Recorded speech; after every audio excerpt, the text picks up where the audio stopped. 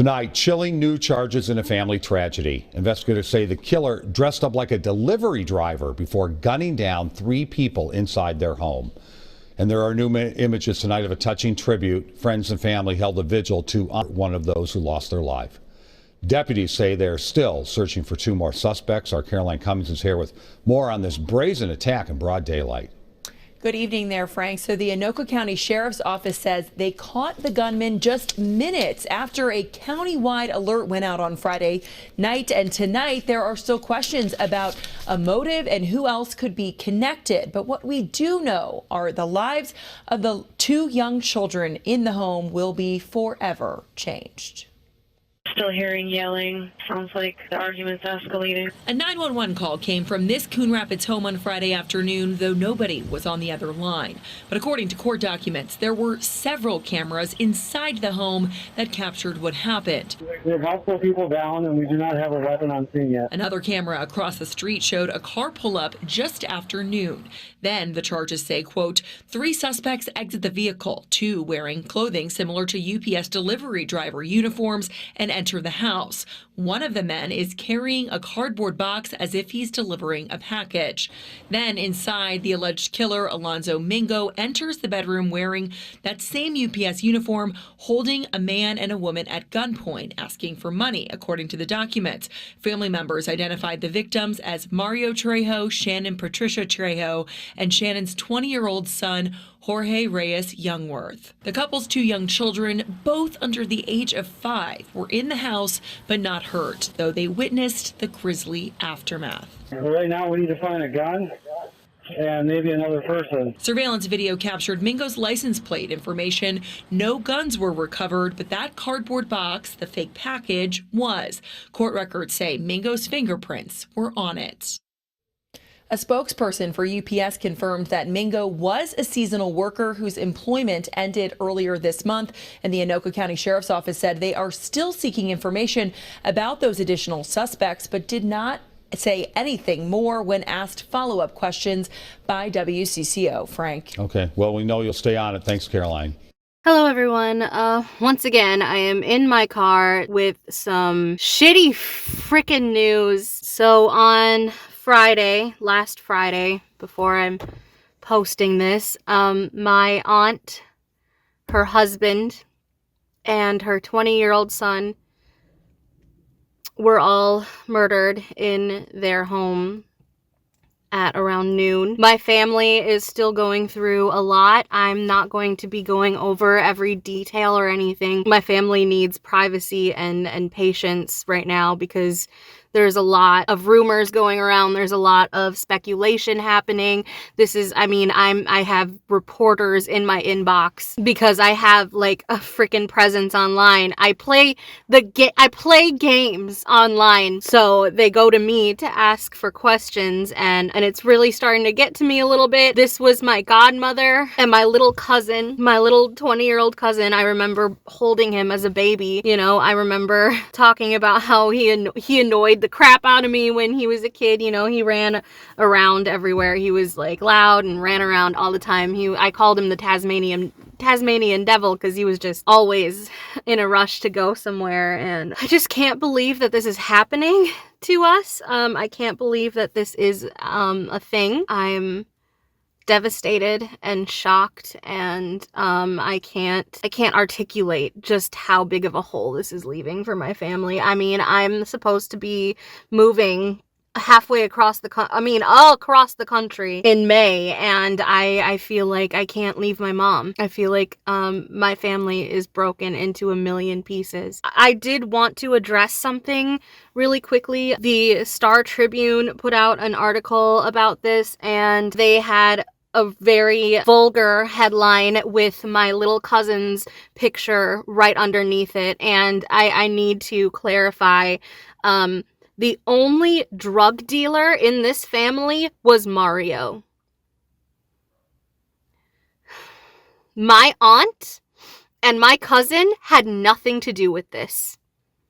Mario, her husband, who we tried to get her away from time and time again. I mean, I was talking to my therapist about this every week. And I had to start doing therapy again. I stopped therapy a couple months ago, and I have to do it again. I have to go back because this is so fucking traumatizing. But my little cousin does not deserve to have his picture underneath your headline that talks about drug dealing. I can't believe the Star Tribune would do something like that. He was the most innocent besides my little cousins under 5 years old who were there. The children, including Jorgito, who was 20 years old, I consider him a child. He was innocent. My little cousins, who are now orphans, were innocent. And Alonzo Mingo, the alleged shooter, who was caught on video actually killing my aunt and my family. I hope he gets anything that's coming to him. I hope he gets everything. I mean, in Minnesota, there is no death penalty, unfortunately, but he was caught on camera shooting my aunt point blank range in the head.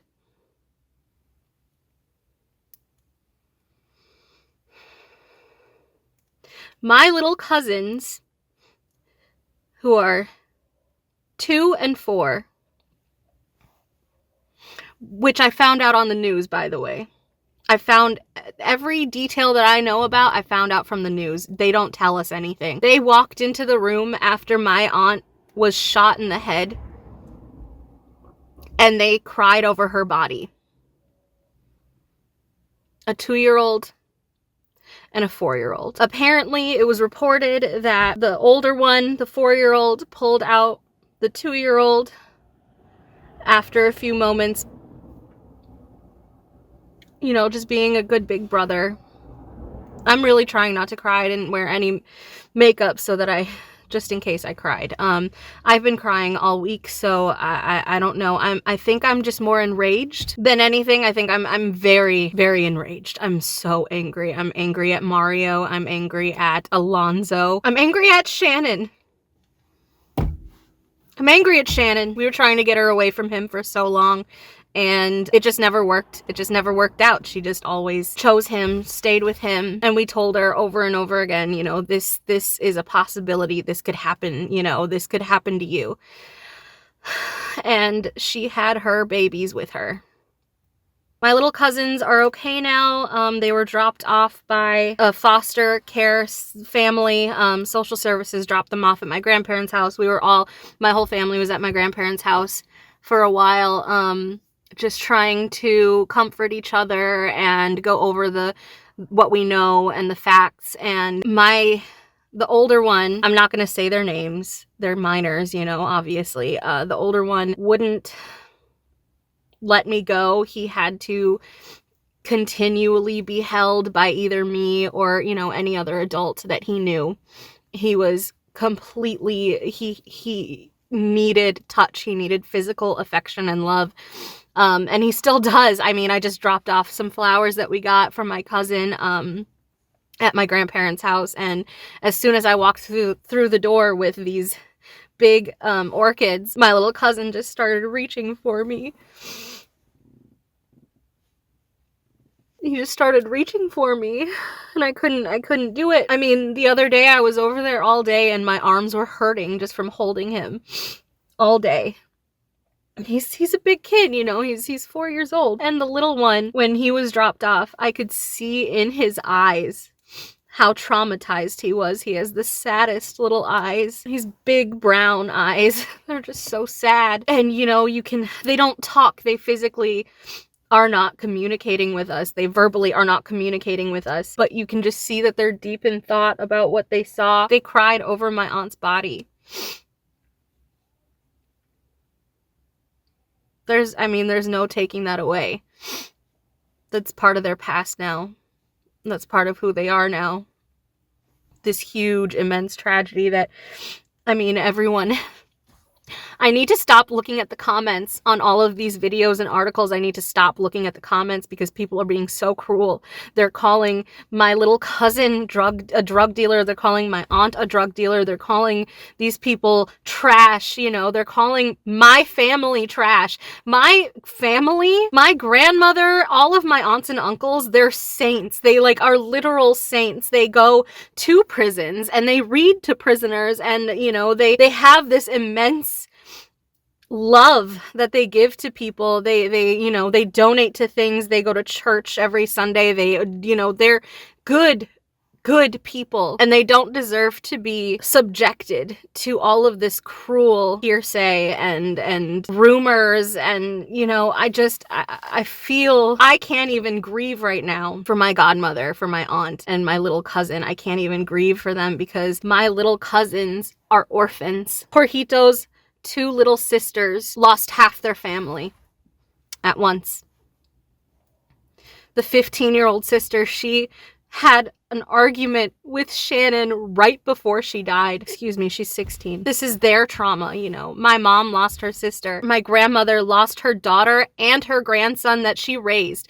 Both of them. She raised both of them. My family is going through a lot right now. And the sadness, the immense loss that I'm feeling is for my family. My family is not doing good, you guys. I really need your support. I really need people behind me because there are so many people hearing rumors and untrue things and they are running with it. And it's really starting to irritate me. It's starting to really irritate me. I mean, I have reporters all up in my inbox and I can't say anything to them because this is not my story.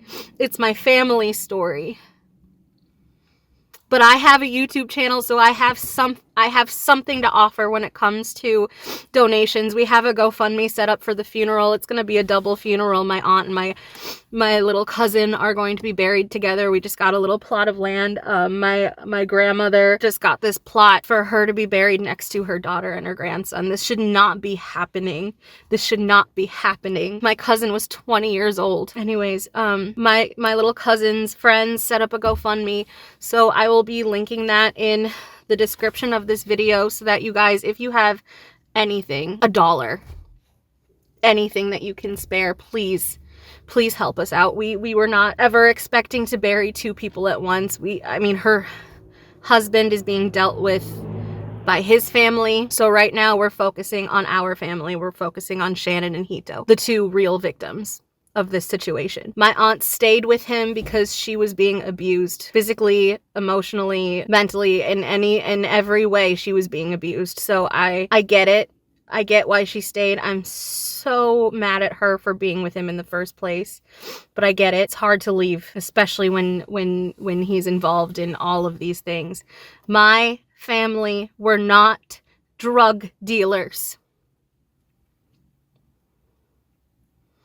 Jorgito was innocent. My aunt was innocent. I need you guys to know that. I need the public to know that. I need everybody to know that my family was innocent.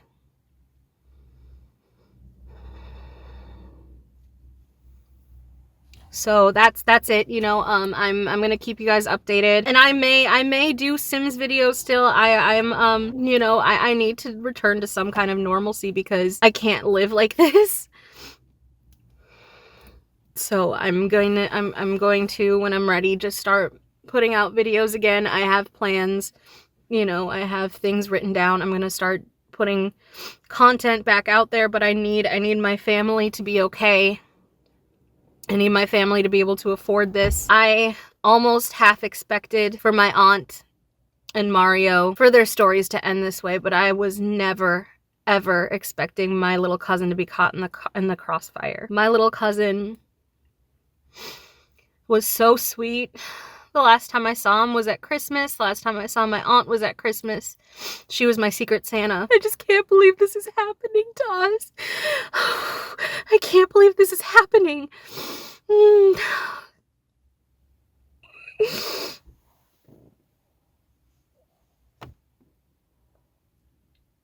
This is just so unreal.